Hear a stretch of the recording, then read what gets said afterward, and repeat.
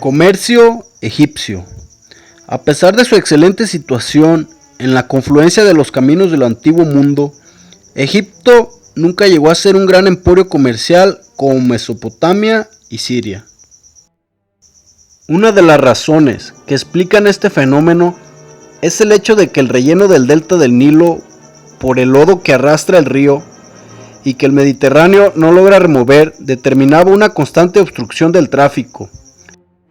Las bahías se vieron cegadas y ya no hubo puertos permanentes ni seguros. Es muy significativo que el primer puerto auténtico de Egipto fuese el de Alejandría, ciudad fundada por Alejandro el Grande en el año 332 a.C. Sin embargo, hay que tener presente que Egipto fue probablemente el primer país que dominó el mar y comerció a través del mismo. Parece que el comienzo del comercio mediterráneo tuvo lugar cuando los marineros egipcios se aventuraron por primera vez más allá del delta del Nilo y cruzaron dicho mar. Los cretenses y los fenicios, las primeras grandes naciones comerciales marítimas, se aprovecharon de los fundamentos puestos por los egipcios. El comercio exterior de Egipto comenzó en una época muy primitiva. En tiempos muy antiguos, los egipcios importaban los productos típicos de Oriente, tales como maderas perfumadas, especias, cosméticos y tintes de Arabia y la India. Sabemos que en el siglo XXVIII a.C., los barcos del faraón se aventuraban por el Mediterráneo y llegaban hasta Fenicia. Gran parte del comercio con el Próximo Oriente se llevaba a cabo por medio de caravanas, debido a las peligrosas condiciones que para la navegación presentaba el Mar Rojo y el Golfo de Suez como resultado de fuertes y desfavorables vientos. Hay pruebas, sin embargo, de que existía considerable tráfico con Creta antes del año 2000 a.C. De este modo fue conquistado el Mediterráneo para el transporte. Sin embargo, el tráfico principal en la época anterior a la invasión de los hicsos era el que se llevaba a cabo por el norte de África o por el Nilo hacia el sur. Las caravanas penetraban en Nubia y el Sudán. Por la ruta del sur y por la del norte recorría el África septentrional. Hubo un activo comercio con África en oro, plumas de avestruz, marfil y esclavos.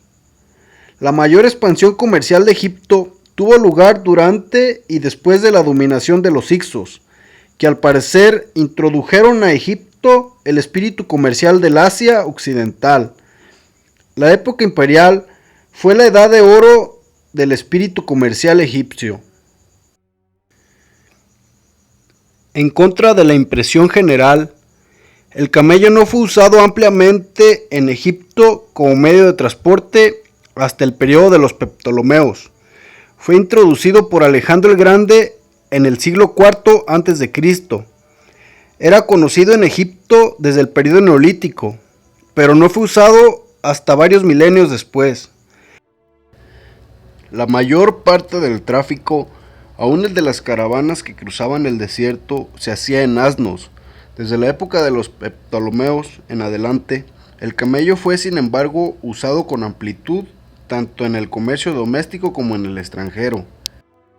El caballo, que llegó a Egipto después del año 1750 a.C., nunca fue usado en el comercio. Pero el mulo, que como es sabido, es su retoño híbrido, lo fue con el camello en la época de los Ptolomeos. El comercio egipto durante la época imperial tenía tres salidas: por el norte hacia el Mediterráneo, por el sur hacia Nubia y el Mar Rojo, por el este hacia el Mar Rojo y el país del Punt. El año 1900 a.C. se construyó un canal que ponía en comunicación varios lagos y se extendía por el istmo de Suez.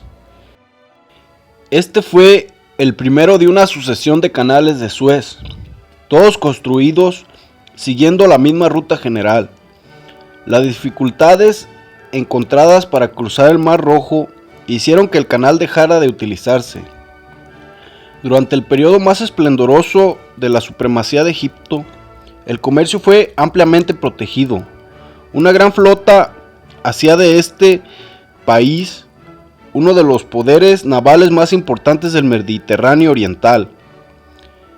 El mar era vigilado, se suprimió la piratería y las rutas terrestres estaban guardadas por soldados. El comercio fue cuidadosamente regulado por el gobierno no imperial. En los puertos y lugares de entrada se mantenían aduanas. Se gravaban con impuestos todos los artículos, excepto los de la corona. El comercio era una de las fuentes más importantes de renta para el tesoro real.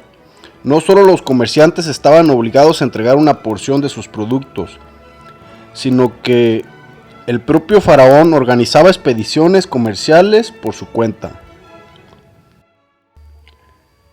En el siglo XV y XIV a.C., el periodo más floreciente del comercio en la época imperial, las principales exportaciones egipcias eran trigo, tejidos de hilo, escarabajos, cerámicas y orfebrería.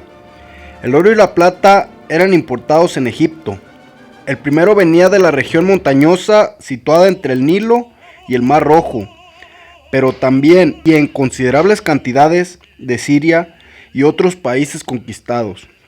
La plata llegaba del norte del Asia occidental y de Grecia, en cantidades suficientemente grandes para poder borrar la relación entre dicho metal y el oro durante la época imperial. Del África, por el sur, venían las plumas de avestruz y el oro, y del África oriental, las maderas olorosas, las especias y los cosméticos.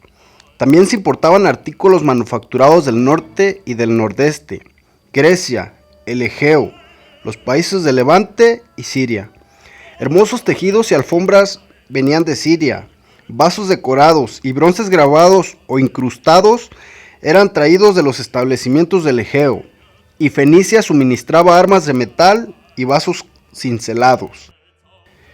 Después de un periodo de paulatina decadencia, el comercio revivió y se extendió todavía más en la época del faraón Ramsés III, en el año 1198 a 1167 a.C., época en la que tal vez alcanzó su mayor esplendor. El efecto más notorio de la expansión comercial durante el imperio fue la aparición y crecimiento de una nueva clase comercial. El papel del comercio como fuerza civilizadora es evidente. Por medio de los comerciantes y de sus mercancías, la cultura egipcia fue llevada al Mediterráneo oriental y al África del Sur. Pueden ser descubiertos sin gran dificultad signos de la influencia egipcia en el Egeo y en el Asia Menor, como consecuencia de sus contactos comerciales. En los barcos tenemos una excelente ilustración de este punto.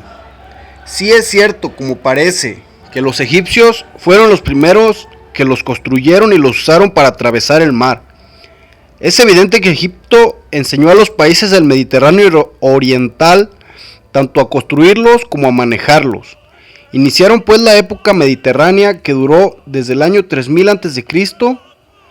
hasta Colón y Vasco de Gama. Según el profesor Brasted, el comercio fue el medio de que se valieron los egipcios para apoderarse de la dirección de la civilización en el oriente, y su país llegó a ser el centro principal de su difusión en la época antigua.